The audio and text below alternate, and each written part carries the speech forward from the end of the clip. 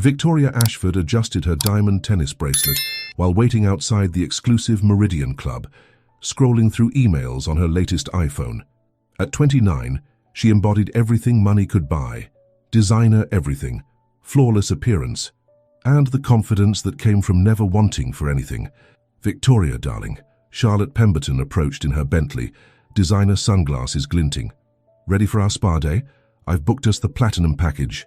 "Perfect. I desperately need to decompress after this morning's board meeting."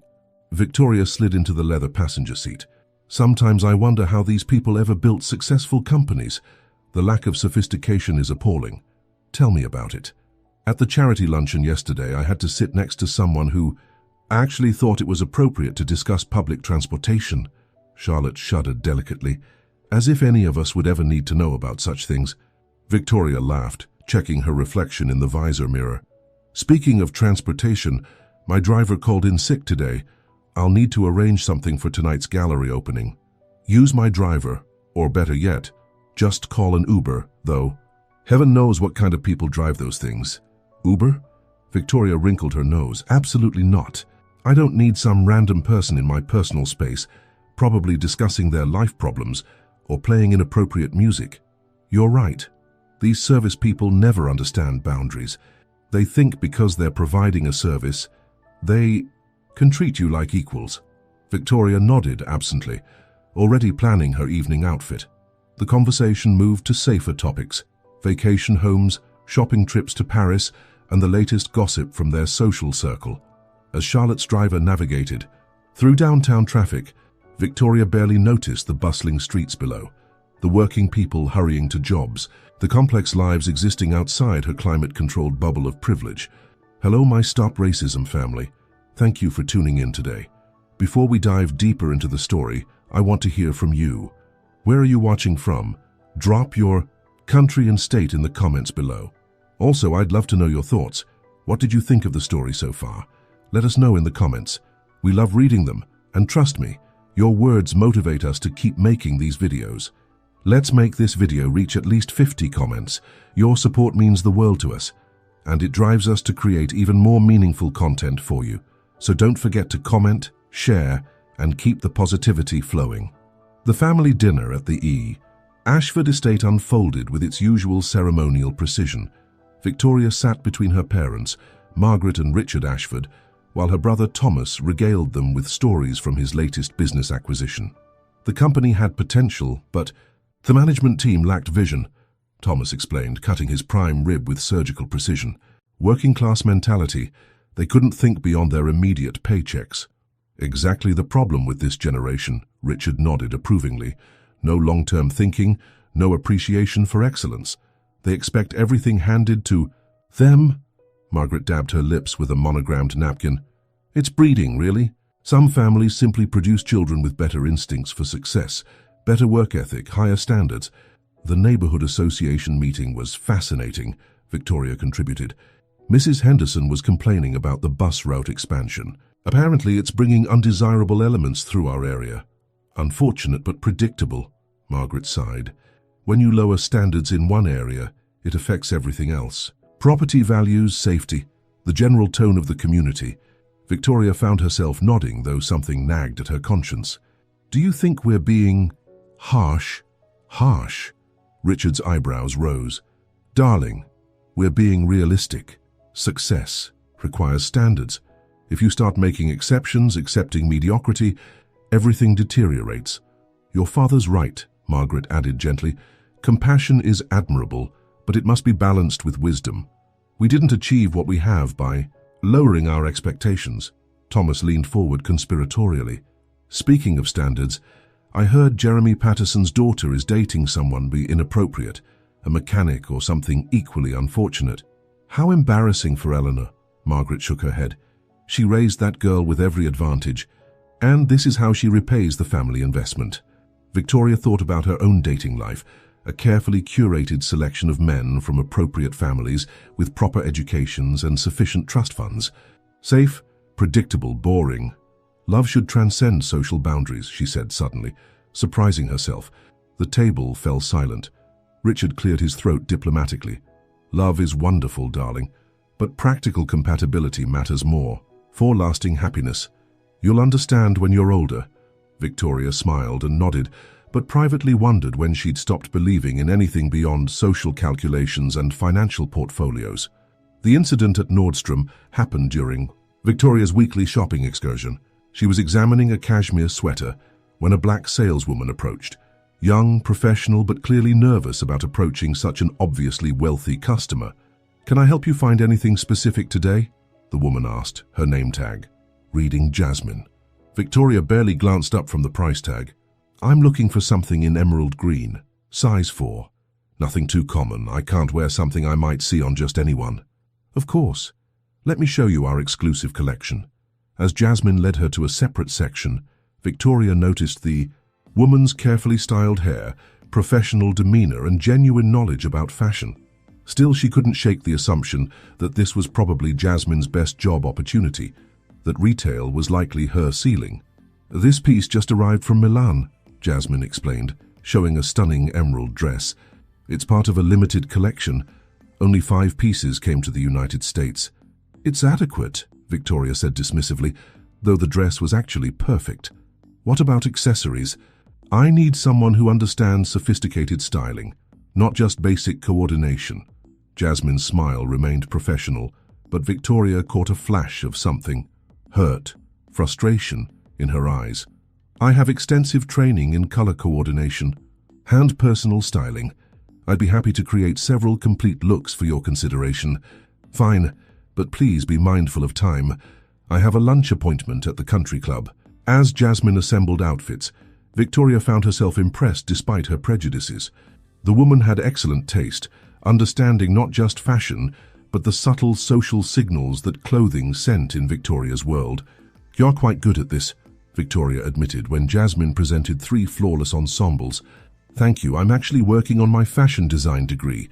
This job helps me understand luxury retail from the inside." Victoria felt an unexpected pang of something, guilt, respect. She quickly suppressed it, making her purchases with minimal conversation. Walking to her car, Victoria realized she'd learned more about Jasmine in 30 minutes than she knew about most people in her social circle. The thought bothered her more than she cared to examine.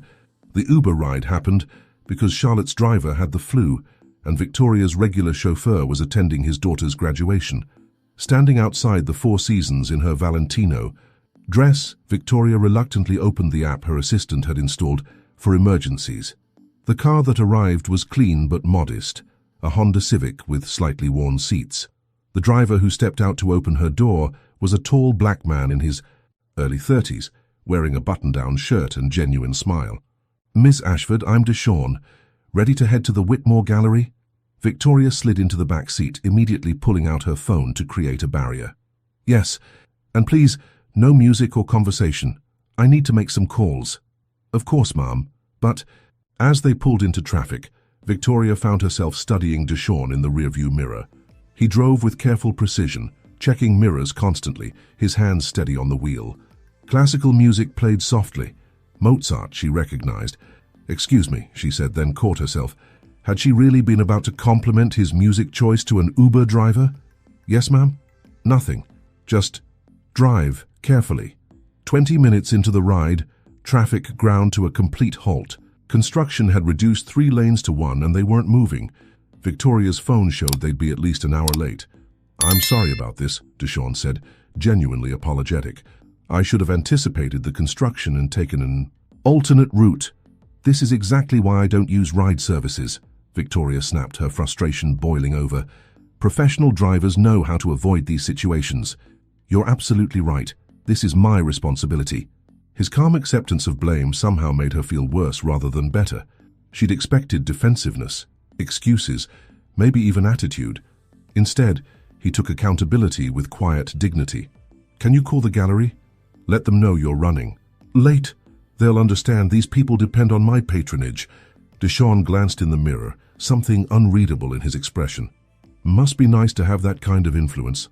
"It comes with responsibility," Victoria replied automatically, then wondered why she felt the need to justify herself to her Uber driver. As they sat in traffic, Victoria found herself sneaking glances at DeShawn, noting the textbook on the passenger seat, the way he handled the delay with patience rather than road rage. Nothing about him matched her expectations, and that realization unsettled her more than the traffic delay. How's this love story making you feel? If it's giving you all the feels, type 1 in the comments. If it needs work, type 0. Your feedback helps us bring you better love stories. That night, Victoria found herself thinking about the Uber ride instead of the gallery opening. DeShawn had refused her tip, saying the delay wasn't her fault, and had actually helped carry her portfolio to the gallery entrance when she struggled with the heavy glass doors. She Googled DeShawn Roberts Uber driver, though she wasn't sure. Why? The search yielded nothing useful, but somehow that made her more curious rather than less. How was the gallery? Her assistant Jennifer asked the next morning, bringing Victoria's usual green tea. Fine, the transportation was interesting. Oh no, what happened with the car service? Victoria hesitated. Nothing dramatic. Just, do you ever think about the people who work service jobs? Wonder about their stories? Jennifer looked surprised. Not really. Why? The Uber driver last night. He seemed educated, thoughtful. Made me wonder what circumstances lead someone to that kind of work. Probably just temporary while he figures out his life. Most of those drivers are between real jobs. But Victoria remembered the textbook, the careful way DeShawn had spoken about responsibility and influence. What if it's not temporary? What if it's someone with real potential who just never got the right opportunities? Victoria, you're overthinking this. These aren't our people. They make different choices, have different priorities. That phrase, not our people, stuck with Victoria throughout the day. When had she started dividing the world into categories? When had she stopped seeing individuals and started seeing social classifications? During lunch with Charlotte, she mentioned the experience casually. You took an Uber. Charlotte looked genuinely horrified. Victoria, darling, those people could be anyone. Criminals, drug addicts, who knows what. He was perfectly professional. They always are until they're not. Promise me you'll go back to proper car services, Victoria promised, but privately wondered what defined proper and why Charlotte's immediate assumption was criminal behavior rather than simple economic necessity. The second Uber ride happened by choice. Victoria told herself she needed to retrieve an earring she thought had fallen in DeShawn's car, but truthfully she was curious about the man who'd challenged her assumptions without saying a word. Ms. Ashford? I thought that was you. DeShawn smiled as she approached his car outside her office building. Did you leave something in my car the other night? Actually, no, I just wanted to apologize for being rude about the traffic delay. That's unnecessary, but I appreciate it. Can I give you a ride somewhere? This time, Victoria sat in the front passenger seat. What's the textbook about? She asked, noticing it was different from before. Educational psychology. I'm finishing my master's degree in counseling. Victoria blinked. You're in graduate school? Part-time while working. Takes longer, but it's manageable. DeShawn's tone was matter-of-fact, without resentment or self-pity. Why counseling? I grew up in foster care. Bounced around a lot, never had stable adult guidance, took me years to figure out my potential. He paused at a red light, glancing at her. I want to help kids who are where I was. Smart enough to succeed, but lacking the support system to navigate the path. Victoria felt something shift in her chest. That's admirable. It's personal. I drive for Uber because the hours are flexible, around my class schedule and internship requirements. Plus, I meet interesting people. He smiled at her meaningfully. Don't most passengers ignore you? Most do, some are rude. Occasionally, someone surprises me by being genuinely kind. They'd reached her destination, but Victoria didn't immediately get out. Can I ask you something? Always. Do you ever get angry about assumptions people make? DeShawn considered this carefully. Anger is exhausting. I'd rather prove assumptions wrong through actions than waste energy being bitter about ignorance. As Victoria walked into her building, she realized she'd just had the most genuine conversation she'd experienced in years, and it was with someone she'd initially dismissed as beneath her notice. The family intervention happened over Sunday brunch, at the country club. Margaret had clearly orchestrated the gathering after Jennifer mentioned Victoria's unusual questions about service workers.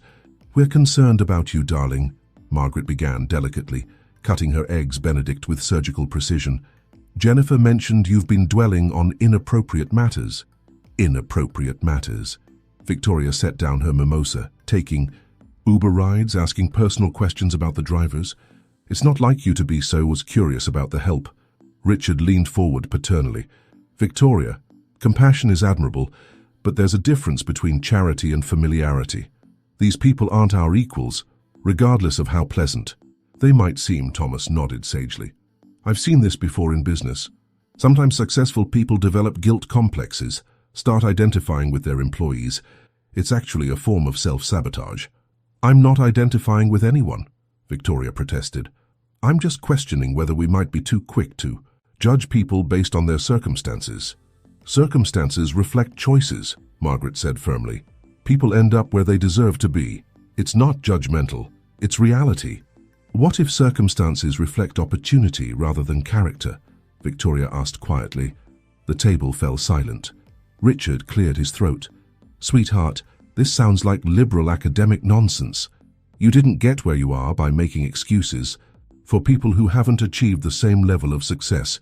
Maybe I got where I am because I was born into advantages others never had. Victoria Elizabeth Ashford. Margaret's voice carried genuine shock. That is enough. Your father and I worked very hard to provide you with opportunities. Suggesting otherwise is both ungrateful and insulting. Charlotte, who'd been silent throughout the exchange, finally spoke. Victoria, honey, you're scaring us. This isn't like you at all. Maybe you need a vacation. Some time away from whatever influences are causing this confusion. I'm not confused, Victoria said, standing to leave. For the first time in years, I'm thinking clearly. As she walked out, she heard Thomas mutter to their father, We might need to consider intervention options if this continues. The conversation happened in DeShawn's car outside a coffee shop, where Victoria had asked to meet after requesting his number for future rides. Rain drummed against the windows as they sat in comfortable silence. Can I ask you something personal? Victoria said finally. Shoot. Do you hate people like me? DeShawn turned in his seat to face her fully.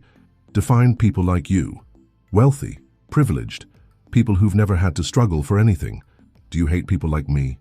Of course. Not, Victoria protested, then caught his meaning. That's not, you mean it's different when the assumptions go the other direction? Victoria felt heat rise in her cheeks. I grew up believing that success meant you deserved it, that failure meant you didn't try hard enough. I'm starting to realize how naive that was. It's not naive if it's all you've ever known. The problem comes when you refuse to learn different. Tell me about foster care, she said quietly. DeShawn was quiet for a long moment. 12 homes between ages 6 and 18. Some were good people overwhelmed by the system. Some were just collecting checks. A few were genuinely harmful. I'm sorry. Don't be sorry. Be informed. I learned resilience, self-reliance, how to read people quickly. Those aren't bad skills. But you also learned not to trust.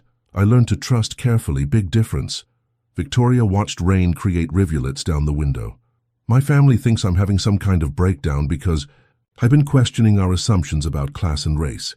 Are you? Having a breakdown or questioning assumptions? Both. Victoria considered this. Maybe questioning is the opposite of breaking down. Maybe it's finally building up. What do you want to know about my world that your world never taught? You? The question hung between them, heavy with possibility. Victoria realized this was a crossroads. She could retreat to her comfortable ignorance or step forward into uncomfortable truth. Everything, she said finally. I want to know everything.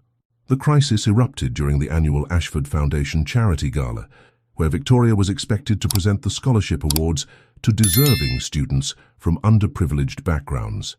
She'd attended this event for years, delivering scripted remarks about opportunity and hard work, never really seeing the young people who received the awards. This year felt different. Standing at the podium in her designer gown, looking out at tables full of wealthy donors who'd written checks to feel good about themselves, Victoria saw the scholarship recipients with new eyes. Ladies and gentlemen, it's my privilege to present this year's scholarship awards, she began, following the script her mother had approved. But as the first recipient approached, a young black woman whose essay described working 3 jobs while maintaining a 4.0 GPA, Victoria felt the words stick in her throat. Lakeisha Johnson, she announced. But instead of the prepared remarks about overcoming circumstances through determination, she found herself speaking from the heart. Lakeisha's story reminds us that talent and intelligence exist in every community, but opportunity doesn't. She didn't need to overcome her circumstances. She needed the rest of us to recognize that circumstances don't define potential. A murmur rippled through the crowd. Margaret shot her a warning look from the front table. The second recipient was Marcus Williams, whose essay described helping his siblings with homework while his mother worked night shifts. Again, Victoria abandoned the script. Marcus represents the thousands of brilliant young people whose families work multiple jobs just to survive. The question isn't whether these students deserve opportunity. The question is why opportunity has been so unequally distributed in the first place.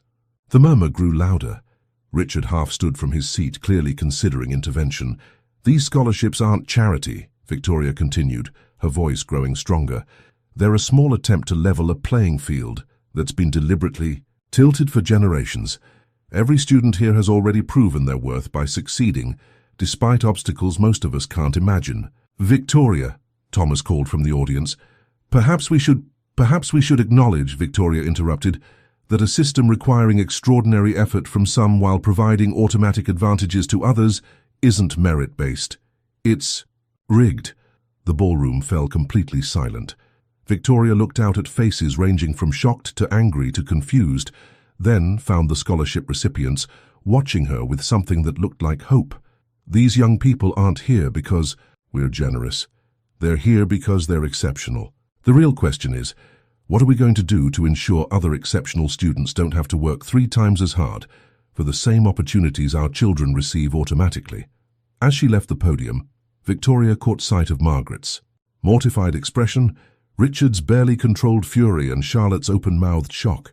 But she also saw Lakeisha wiping away tears, Marcus nodding with recognition, and several young people looking at her like she'd finally said something true. Walking out of that ballroom felt like stepping out of a costume she'd worn her entire life. How's this love story making you feel? If it's giving you all the feels, type 1 in the comments. If it needs work, type 0. Your feedback helps us bring you better love stories. Victoria found DeShawn waiting in his car outside the hotel, having texted him during the gala disaster. She slid into the passenger seat, still wearing her evening gown, but feeling more herself than she had in years. "How'd it go?" he asked, noting her expression. "I think I just burned every bridge I've ever built." "Good bridges or bad bridges?" Victoria considered this. "Bridges to a place I don't want to be anymore." They drove through the city in comfortable silence, passing through neighborhoods Victoria had never really noticed before. Communities where DeShawn's scholarship recipients lived, where single mothers worked night shifts and brilliant students did homework by streetlight. "Can I show you something?" DeShawn asked. He pulled up outside a community center, in an area Victoria's GPS would normally route around. Inside, she found a world she'd never imagined. Teenagers working on college applications with volunteer tutors, mothers attending GED classes while their children played in supervised areas, elderly residents teaching young people job interview skills. "This is where I volunteer," DeShawn explained. "Every Tuesday and Thursday evening plus weekends." Victoria watched a young girl, maybe 8 years old, reading to a group of other children with the confidence of someone much older. "She reminds me of Lakeisha," she said, thinking of the scholarship recipient. "She is Lakeisha 10 years ago." The connection hit Victoria like a physical blow. "You mean Lakeisha grew up here, started in our reading program when she was 7, became a tutor at 15, now she's heading to Stanford with your family's scholarship?" Victoria sank into a plastic chair, overwhelmed. "All these years we thought we were helping strangers, but Lakeisha isn't a stranger. She's someone who's been fighting her whole life for the chances I was born with. Now you're starting to understand the difference between charity and justice. I want to help, really help, not just write checks." DeShawn smiled, the first completely unguarded expression she'd seen from him. "I was hoping you'd say that." Looking around the community center, Victoria felt something she'd never experienced before. The possibility of purpose beyond profit, connection beyond class, love beyond social calculation. The resignation letter was brief but definitive. Victoria submitted it to the Ashford Foundation Board on a Monday morning, along with a detailed proposal for restructuring their scholarship program based on actual community needs rather than donor preferences. Victoria, this is professional. Suicide, her assistant Jennifer pleaded. Your family will never forgive you. My family created a foundation that helps 12 students a year while preserving their own sense of moral superiority. I want to create something that actually addresses systemic problems. The local newspaper picked up the story. Ashford heiress resigns from family foundation, citing structural inequality. The headline made Victoria cringe, but the article included her quotes about merit versus opportunity, and she stood by every word. The backlash was swift and brutal. Margaret called her naive and ungrateful. Richard threatened to reduce her trust fund. Thomas suggested psychiatric evaluation.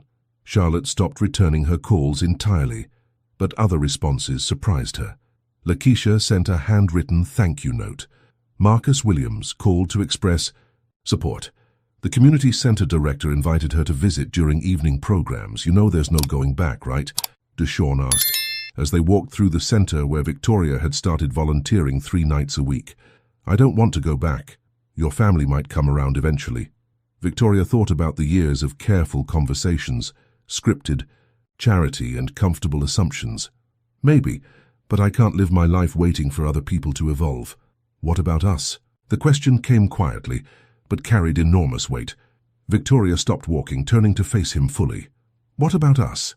A few months ago, you barely saw me as human. Now I see you as the most genuine person in my life. That's not the same as love. Victoria felt her heart hammering. No, it's not, but this is. She kissed him there in the community center hallway, surrounded by children's artwork and college preparation posters, choosing love over expectation, authenticity over approval. When they broke apart, DeShawn smiled. That's definitely not charity. No, Victoria agreed. It's not. 1 year later, Victoria stood in the offices of Equity Builders, the non-profit organization she'd founded with her remaining trust fund money. The space buzzed with activity. College counselors working with high school students, career coaches meeting with adults seeking advancement, and volunteer tutors helping with everything from basic literacy to advanced math. DeShawn entered her office carrying coffee and wearing the smile that had become her favorite part of every morning. He'd finished his master's degree and now served as the organization's director of community outreach. The Williams family wants to thank you again, he said, settling into the chair across from her desk. Marcus got into medical school. He got into medical school because he's brilliant and hardworking. We just helped level the playing field. Still proud of you. He got into medical school because he's brilliant and hardworking. We just helped level the playing field. Still proud of you. Victoria looked around her office. No mahogany desk or crystal awards, but walls covered with graduation photos, thank you letters, and community achievements. You know what's strange? I thought giving up my old life would feel like losing everything. Instead, it feels like I finally found everything. Including me? Especially you. DeShawn reached across her desk, taking her hand. Lakeisha's engagement. Party is this weekend. She wants us both there. Victoria smiled, thinking about the young woman who'd unknowingly started her transformation. I wouldn't miss it. Through her office window, she could see the neighborhood where she now lived. Diverse, vibrant, real in ways her former world had never been. Her family still wasn't speaking to her, but she'd gained something more valuable than their approval. She'd gained herself. Ready for the staff meeting? DeShawn asked. Always, Victoria replied, following him toward a room full of people working to create the kind of world she'd once thought impossible. A world where opportunity matched potential, where love transcended boundaries, and where home meant belonging rather than ownership.